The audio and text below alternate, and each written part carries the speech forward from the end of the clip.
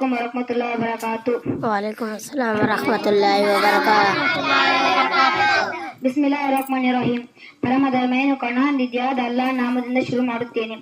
ಪ್ರೀತಿಯ ಸಹೋದರರೇ, ಇಸ್ಲಾಂ ಧರ್ಮದ ವಿಶ್ವಾಸಿಗಳೇ, ಅಲ್ಲಾಹನ ಬಹಳ ಉಪಕಾರವಾಯಿತು. ಅಲ್ಲಾಹನು ನಮ್ಮೆಲ್ಲರಿಗೂ ಈ ಸಭೆಯಲ್ಲಿ ಸೇರುವ ಅವಕಾಶವನ್ನು ಕೊಟ್ಟಿದ್ದಾರೆ.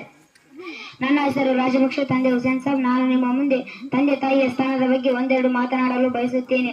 ಅಲ್ಲಾಹನು ತೌಫೀಕ್ ಕೊಡಲಿ. ಮಾನ್ಯರೇ, ಪ್ರತಿಯೊಂದು ಮನುಷ್ಯನ ಮೇಲೆ ಬಹಳ ನೇಮತುಗಳಿವೆ. ಅದು ಎಣಿಕೆ ಮಾಡಲು ಸಾಧ್ಯವಿಲ್ಲ. ಈ ದೇಹ, ಭೂಮಿ, ಆಕಾಶ, ನೀರು, ಗಾಳಿ ಇತ್ಯಾದಿ ಅಲ್ಲಾಹನ ನೇಮತುಗಳು. ಇದರಲ್ಲಿ ಅತಿ ದೊಡ್ಡ ನೇಮತು ತಂದೆ ತಾಯಿ ನೇಮತು. ಬಂಧುಗಳೇ, ನಮಗೆಲ್ಲ ಗೊತ್ತು, ಆ ಅಲ್ಲಾಹನು ನಮಗೆ ಈ ಜಗತ್ತಿನಲ್ಲಿ ಹುಟ್ಟಿಸುವುದಕ್ಕಾಗಿ ತಂದೆ ತಾಯಿಯನ್ನು ಕಾರಣವಾಗಿಸಿದ. ನಾವು ಈ ಭೂಮಿಗೆ ಬರುವುದು ತಂದೆ ತಾಯಿಯ ಕಾರಣ. ನಾವು ಎಲ್ಲಾ ಚಿಕ್ಕವರಾಗಿದ್ದಾಗ ದೊಡ್ಡವರಾಗಿ ಮಾಡಿದರು.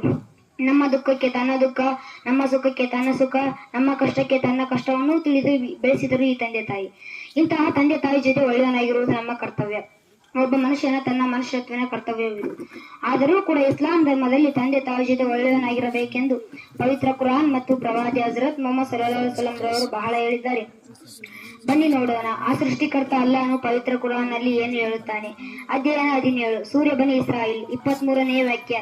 ಅಲ್ಲಾಹನ ಹೊರತು ಬೇರೆ ಯಾರನ್ನೂ ಪೂಜಿಸಬಾರದು ಮತ್ತು ತಂದೆ ತಾಯಿ ಜೊತೆ ಒಳ್ಳೆಯ ರೀತಿಯಲ್ಲಿ ನಡವಳಿಕೆ ಮಾಡಬೇಕು. ಒಂದು ವೇಳೆ ಅವರೆಲ್ಲೊಬ್ಬರು ಅಥವಾ ಅವರಿಬ್ಬರು ನಿಮ್ಮ ಮುಂದೆ ಮದುವಯಸ್ಸನ್ನು ತಲುಪಿದರೆ ಅವರ ಎದುರು ಚಕಾರವೆತ್ತಬೇಡಿ ಮತ್ತು ಅವರನ್ನು ಕೆದರಿಸಬೇಡಿ. ಅವರ ಜೊತೆ ಗೌರವದೊಂದಿಗೆ ಮಾತನಾಡಿ. ಇದೇ ತರಹ ನಮ್ಮೆಲ್ಲರ ಪ್ರವಾದಿ ಹಜರತ್ ಮೊಹಮ್ಮದ್ ಸಲ್ಲಲ್ಲಾಹು ಅಲೈಹಿ ವಸಲ್ಲಂ ರವರ ವಚನಗಳಲ್ಲಿ ಕೂಡ ತಂದೆ ತಾಯಿ ಜೊತೆ ಒಳ್ಳೆಯವನಾಗಿರಬೇಕೆಂದು ಬಹಳ ಹೇಳಿದ್ದಾರೆ. ಹಜರತ್ ಅಬ್ದುಲ್ ಬಿನ್ ಮಸೂದ್ ರಜಿಯಲ್ಲಾಹು ಅವರಿಂದ ಅಧ್ಯಯನವಿದೆ. ಅವರು ಹೇಳಿದರು, ನಾನು ಪ್ರವಾದಿ ಹಜರತ್ ಮೊಹಮ್ಮದ್ ಸಲ್ಲಲ್ಲಾಹು ಅಲೈಹಿ ವಸಲ್ಲಂ ರವರಿಗೆ ಕೇಳಿದೆ, ಅಲ್ಲಾಹನ ಬಳಿ ಎಲ್ಲರಿಗಿಂತ ಇಷ್ಟವಾದ ಕೆಲಸ ಯಾವುದು?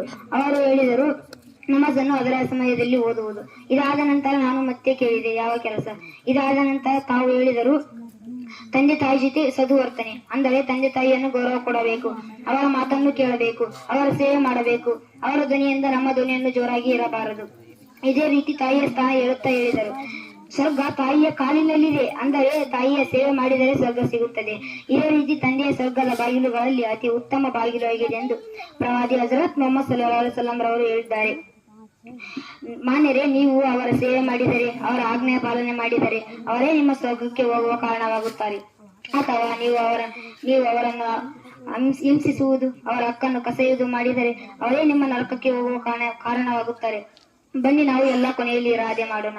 ನಾವು ಎಲ್ಲ ನಮ್ಮ ತಂದೆ ತಾಯಿಯನ್ನು ಗೌರವ ಕೊಡುತ್ತೇವೆ, ಅವರ ಸೇವೆ ಮಾಡುತ್ತೇವೆ, ಅವರ ಆಜ್ಞೆ ಪಾಲನೆ ಮಾಡುತ್ತೇವೆ, ಅವರ ಧ್ವನಿಯಿಂದ ನಮ್ಮ ಧ್ವನಿಯನ್ನು ಜೋರಾಗಿ ಇಡುವುದಿಲ್ಲ ಎಂದು ಹೇಳುತ್ತಾ ನಾನು ಅಲ್ಲಾಹನನ್ನು ಪ್ರಾರ್ಥಿಸಿ ಇವೆಲ್ಲಾ ಮಾತುಗಳ ಮೇಲೆ ನಡೆಯುವುದಕ್ಕೆ ಅವಕಾಶ ಕೊಡಲಿ. ಅಮೀನ್ ಸುಮ್ಮ ಅಮೀನ್.